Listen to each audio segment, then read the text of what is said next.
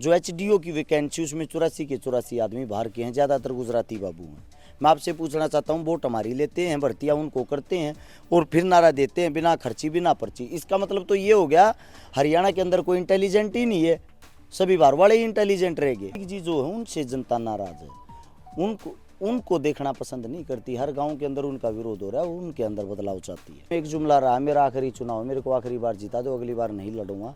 ये चीज़ें बोल बोल के लोगों को पका दिया है। अब की बार जनता 100% बदलाव चाहती है। हरियाणा प्रदेश में विधानसभा चुनाव का बिगल बजा हुआ है, तो वहीं सभी उम्मीदवार अपने प्रचार प्रसार में जुटे हुए हैं। हमारे साथ एक जाना पहचाना चेहरा हर्ष छिकारा, जो सोशल मीडिया पे छाए रहते थे, कांग्रेसी नेता भी थे। कांग्रेस की टिकट न मिलने के बाद बगावत के सुर सामने आए, तो अब निर्दलीय के तौर पर मैदान में आए। कहीं ना कहीं गोहाना विधानसभा पर कांग्रेस का खेल बिगाड़ते नजर आ रहे हैं। छिकारा साहब, कांग्रेस नेता थे, टिकट न मिलने के कारण बगावती सुर आपके सामने आए, निर्दलीय उम्मीदवार के तौर पर आप अब मैदान में हो। क्या मुद्दे, किन मुद्दों को लेकर जनता के बीच जा रहे हो आप? पत्रकार साहब, हम कांग्रेसी नेता नहीं थे, कांग्रेस ज्वाइन नहीं कर रखी थी मैंने, टिकटार्थियों की दौड़ में थे और टिकट नहीं मिली तो अपनी कोशिश कर रहे हैं। तो उनसे बगावत थोड़ी की है हमने, हम अपनी कोशिश करें। बगावत तब होती तब। भूपेंद्र हुड्डा से भी मिले थे, पहले मुलाकात आपकी हुई थी, और लगातार टिकटार्थी की दौड़ में तो कांग्रेस नेता ही थे फिर सभी। जी नहीं, अगर कांग्रेसी नेता होते तो शायद टिकट मिल जाती। उन्होंने इसी बात को इश्यू बनाया कि ज्वाइन नहीं कर रखी है, इसलिए हम टिकट नहीं देना चाह रहे। और अभी आपने बताया है कि हमने खेल बिगाड़ा है, हमने किसी का खेल नहीं बिगाड़ा है। हम अपनी लड़ाई लड़ रहे हैं, अपना संघर्ष कर रहे हैं। हमारे संघर्ष के अनुसार अगर हम अच्छी मेहनत कर रहे हैं तो उस मेहनत का नतीजा है, मेहनत के नतीजे के कारण हम पहले नंबर पे चल रहे हैं। जिस तरह से निर्दलीय उम्मीदवार अब कांग्रेस की लगातार टेंशन बढ़ा रहे हैं, गन्नौर की बात करें, गोहाना की बात करें, बड़ौदा की बात करें, आप निर्दलीय उम्मीदवार के तौर पर आए हो, टिकटार्थी थे कांग्रेस के, काफ़ी लंबे समय तक आपने संघर्ष किया टिकट को लेकर। टिकट न मिलने के बाद आप निर्दलीय के तौर पर मैदान में, मुद्दे क्या गोहाना की जनता के लिए, किन मुद्दों को लेकर जनता के बीच जा रहे हो? देखिए, गोहाना के अंदर अगर आप जाओगे, गोहाना के अंदर आपको मैं बता देता हूँ, लगभग जितने भी गांव हैं, हर गांव का अलग मुद्दा है। सामूहिक मुद्दे जो भी होते हैं हमारे यहाँ पे, सबसे मेन जो मौखिक मुद्दा है पूरे हिंदुस्तान का ही है, शिक्षा, स्वास्थ्य, रोजगार, खेल। इनके लिए सरकार की तरफ से कोई बढ़ावा नहीं है। शिक्षा के नाम पे तो सरकारी स्कूलों को बंद किया जा रहा है। रोजगार के नाम पे खाली बैनर पोस्टरों के अंदर आपको रोजगार दिखाई देगा, रोजगार है नहीं। स्वास्थ्य की बात करें, स्वास्थ्य को लेके सरकार की तरफ से कोई बढ़ावा नहीं दिया गया। पिछले 10 साल से सेम जो का त्यो है, कोई भी नया हॉस्पिटल नहीं खुला, स्कूल नहीं खुला, कोई भर्ती अगर निकालते हैं तो उसको पूरा नहीं करते, उसके किसी न किसी प्रकरण में उसको उलझा के उसको आधी अधूरी रख देते हैं। 50,000 तो ऐसी वैकेंसियाँ हैं, जो बच्चे जिनके फॉर्म फिल हुए थे और जिन्होंने ट्राई किया, जो नौकरी के काफ़ी करीब हैं, लेकिन उनकी भर्तियों को रोक दिया गया, उनकी ज्वाइनिंग नहीं करवाई गई। वो दर दर की बेचारे ठोकर खा रहे हैं। कल भी मेरे पास आए थे ऑफिस के अंदर, 50,000 बच्चे अगर हरियाणा में नौकरी लगने के बाद भी ज्वाइनिंग रुकी हुई बेरोजगार घूम रहे हैं। अगर वो बीजेपी के पास जाते तो उनका कहना ये है सरकार आने दो फिर करते हैं। अगर वो कांग्रेस के पास जाते तो सेम उनका भी प्रोसीजर ये, सरकार आने दो फिर करेंगे।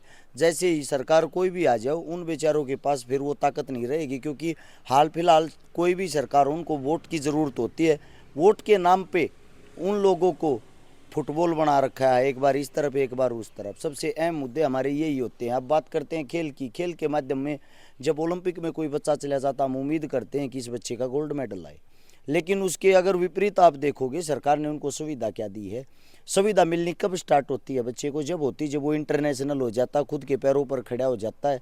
उससे पहले हालांकि तब सुविधा देनी चाहिए जब बच्चे का बेस मजबूत हो। बच्चा जब स्टार्ट करता, गरीब घर से निकल के आता, असलियत में उसको सरकार की जरूरत तभी होती, तब तक वो अपने पैरों पे नहीं खड़ा होता। बीजेपी लगातार कह रही कि कांग्रेस के राज में खर्ची पर्ची चलती थी, हमने खर्ची पर्ची बंद की है, युवाओं को नौकरी दी है।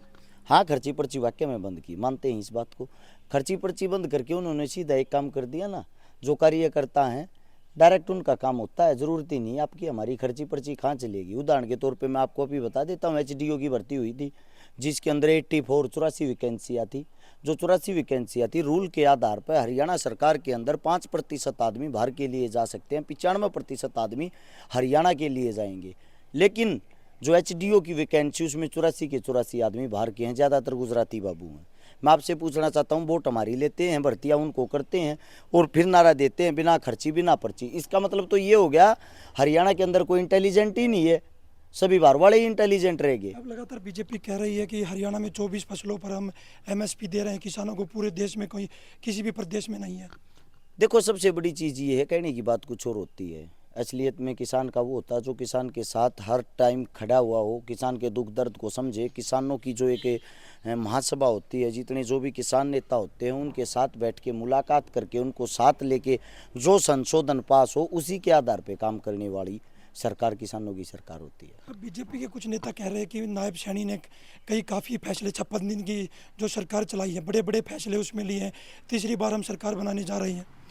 ये फैसले नहीं है, ये तो एक दबाव है लोगों का, जनता का। उनको दिखाई दे रहा है कि आप लोगों की सरकार जा रही है, जाती सरकार कुछ न कुछ तो डमरू बजाएगी ना। वो तो लोगों की आंखें बांधने के लिए तरह तरह की घोषणाएं कर रही हैं। वो तो चुनाव अचानक से आ गए, वरना 10 दिन और चुनाव लेट आते तो पता नहीं क्या क्या लोगों को हेलीकॉप्टर देने की भी घोषणा कर देती। अब ये भी कह रहे हैं कि अग्निवीर योजना के तहत युवाओं को नौकरी दे रहे हैं, सेना में भर्ती कर रहे हैं। देखो फिर वही बात आती है घूम फिर के, चुनाव है, चुनाव के टाइम पे हाथी के दाँत दिखाने के और खाने के और हो जाते। अग्निवीर करने की ज़रूरत ही क्या थी?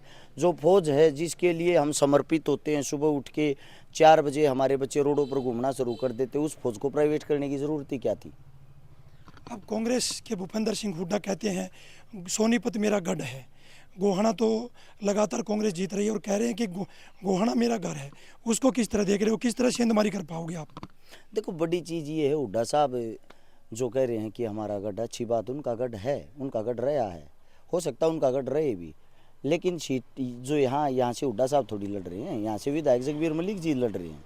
जगबीर मलिक जी जो है उनसे जनता नाराज़ है, उनको देखना पसंद नहीं करती। हर गांव के अंदर उनका विरोध हो रहा है, उनके अंदर बदलाव चाहती है। फिर अगर आप जीतते हो तो किस पार्टी को समर्थन करोगे?